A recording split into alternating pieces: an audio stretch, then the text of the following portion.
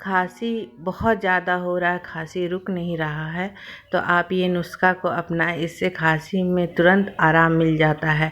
आप एक हल्दी का गांठ ले लें और उसे अच्छे से सेक लें। इस तरह गैस पे रख के सेक लें, चाहे चूल्हे पे रख कर के सेक लें।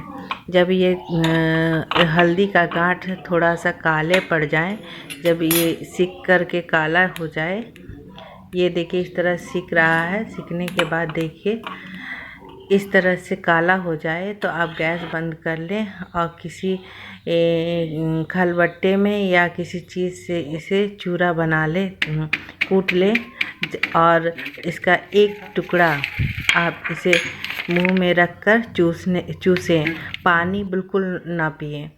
इससे आपके खांसी में तुरंत आराम मिल जाएगा। खांसी जो लगातार होते रह रहा है वो बंद हो जाएगा। दूसरा नुस्खा, 1 चम्मच हल्दी लें। हल्दी एंटीबायोटिक होता है। और हनी लें। हनी गले को चिकनाहट प्रदान करता है, जिससे खांसी कम हो जाता है।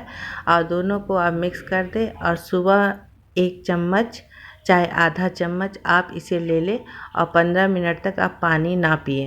उसके बाद रात को सोने समय आप आधा चम्मच इसे खा लें और पानी ना पिएं। इस तरह करने से आपके खांसी में तुरंत आराम मिल जाएगा। अगर आपका कोई छोटा बच्चा है, 1 साल से बड़ा है, तो आप उसे इतना सा खिला सकते हैं।